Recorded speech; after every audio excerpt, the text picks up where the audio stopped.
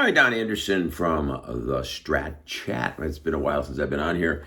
Um, Let me make myself a little bit more visible. Um, anyway, a Strat Chat. I had this guitar on here a while back. I wanted to get it back out front and show it off a little bit. This is my. It's a transition. This is like late 1959.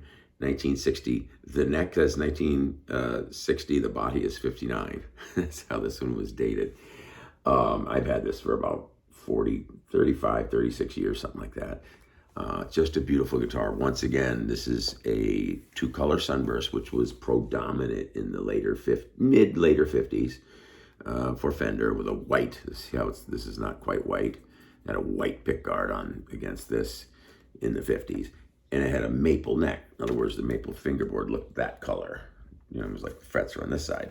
But in this case, in 1959, they came up with a concept of having rosewood because the maple necks were wearing fingerboards. And they didn't realize that us guitar players love that when the fingerboards wear a little bit and it has these wear marks on it, you know, in between the frets when you have lacquered necks. And, you know, guys like Clapton and those kind of people who played tellies and strats from those periods that look so cool. They were all worn where they play a lot.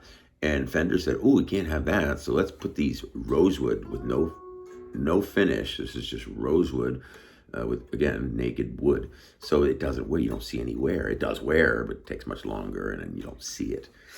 Anyway, these instruments are iconic. Now, again, this is now become a very valuable instrument because of its antiquity.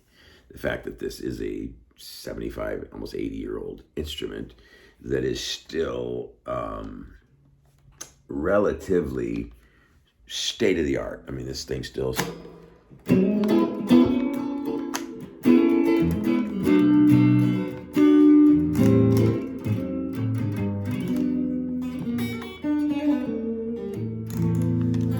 It's a beautiful, clean instrument, just that sweet tremolo works like a Bigsby. It's so smooth and sweet, and this thing stays right. It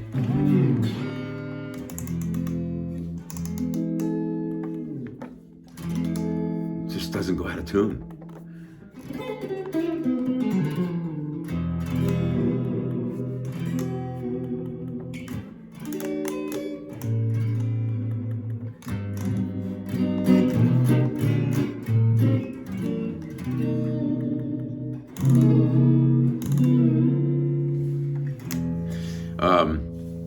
This particular Strat is mine.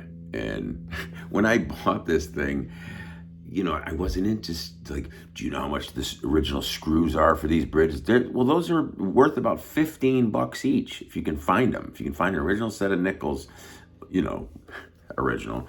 They've reproduced almost everything on this instrument, but really good parts people can tell you this knob is right or wrong, that cover is right or wrong.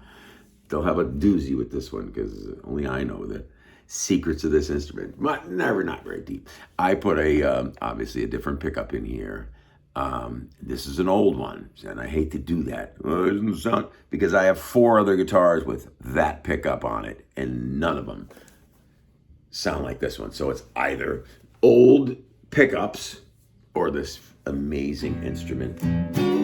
I think it's a little bit of both, quite frankly.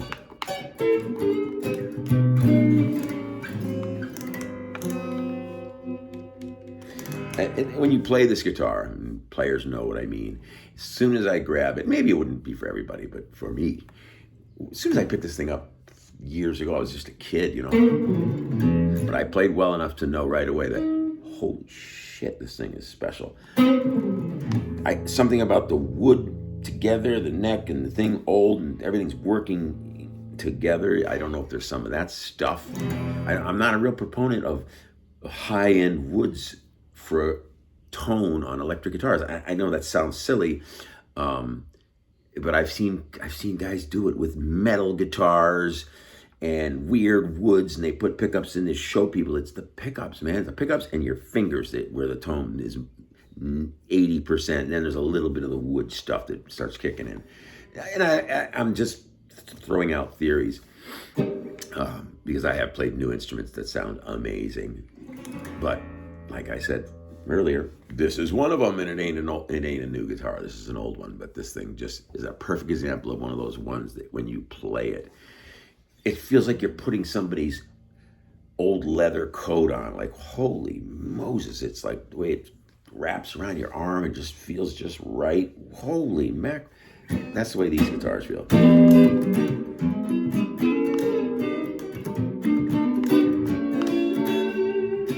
And when you, and then I, well, and put a little overdrive on.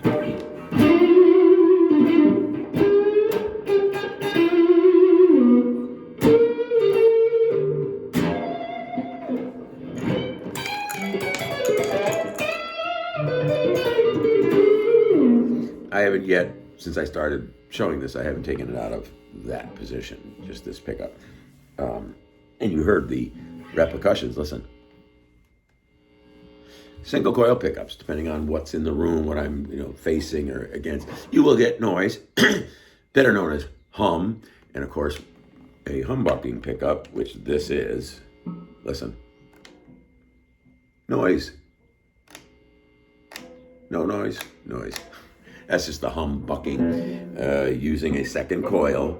It's like putting two of these together, running them in series or in parallel. One way it opposes the hum and will cancel some of those frequencies, which gives the illusion that there's no noise. There is noise there, but it's very faint. But it also sounds different. You have two coils working for you now.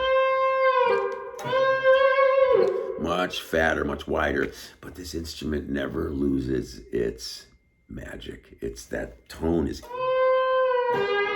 That's why I wondered, is it the guitar or is it that pickup, that old Duncan pickup?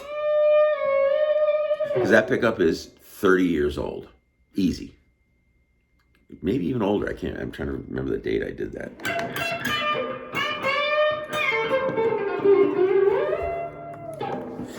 Myself and the great Ron Bolduc worked for my store that I owned for many years. And we developed, I don't have any left, I sold them all, but we made guitars like this. We used this one as our sample. And if you watch the old Strat Chat, find another one, because I did a couple of them, demonstrating some of the other entities of these. Anyway, there was one where I showed one of the instruments that we made. It was the D Customs. It said D Custom for Don. And I made about 30 of them total, years ago, mind you. And I got one back a couple of years ago, and then somebody saw the video. A friend of mine saw the video and remembered that guitar, remembered the ones we made, and said, "Oh, I gotta get that. I gotta have that. I've been searching, blah, blah, blah, blah." So I sold it very reluctantly, and I wish I didn't, because it was the last one and I could have kept it forever. I don't know.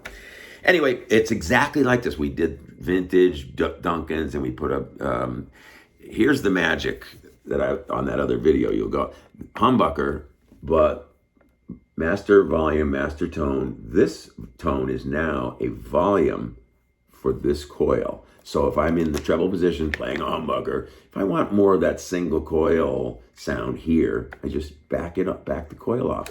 I can go all the way now. It's a single coil. As you bring this in a little bit, it gets a little thicker, not quite humbucker, but getting there. All the way is humbucker. So you got a million tones in here. I can literally. There's single. Kind of thin but nice. As soon as I hit the humbucker,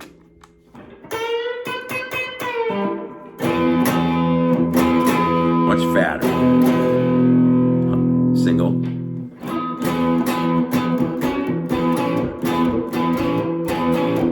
Humbucker.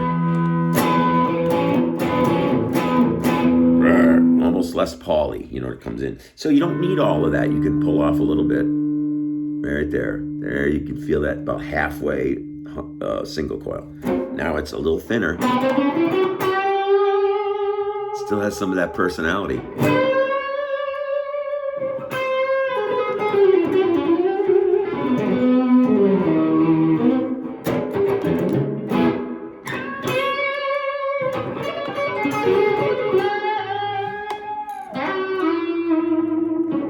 Beautiful. Then the magic begins, because now you've got that pickup with all those options. You click it once, and now I'm over here. Now I'm in the Fender vintage world mixed with some new stuff. And then you get I'm going to turn it off to make it 2 single coils now. You go sing. No overdrive.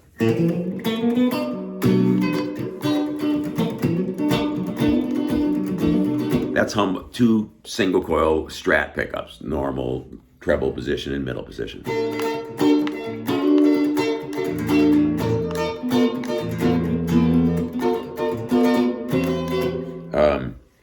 Slowly bring in the humbucker.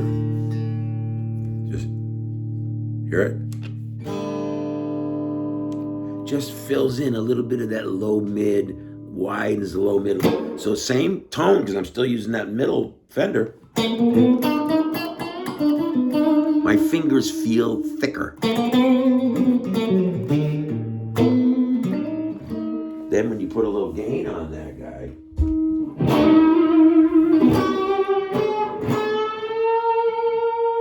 see, it has a Strat tone that the back end is grabbed and held on with a humbucker.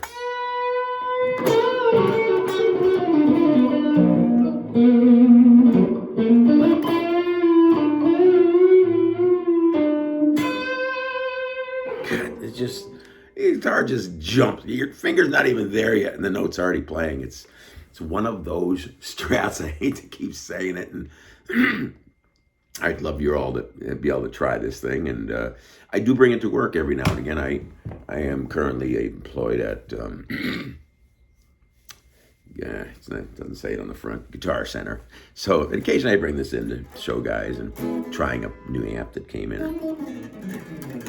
Anyway, don't want to keep belittling it, but this is just a beautiful instrument. Want to show it off once again. It's worthy of that. This is my stepchild. I didn't even born this one. I adopted it, but I love it. Again, this is the one of the 20, 30 guitars that are laying around the house here that I will literally never. There's a handful over there. I think there's again. I think I have 4 or 5, 6 Strats, different shapes and colors and sizes, and this was another nice one. This is one I can talk about later.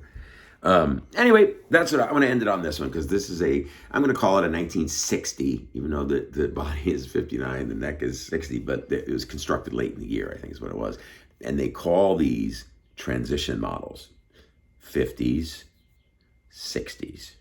Mixed together. This is the only year they did that, where you can see the old, because in the 60s they went to a 3-color burst, a red in here. It went from yellow to red to black, dark brown. That was a 3-color burst. This is 50s, which had 2-color sunbursts. So it's very valuable for that. It's a transition into the 60s, which then became the red ones. Anyway, that's it. Don Anderson for the Strat Chat, and I thank you for joining me. I got all kinds of fun stuff with Stratocasters. It never ends. The fun never ends with Strats. Take care. Bye-bye.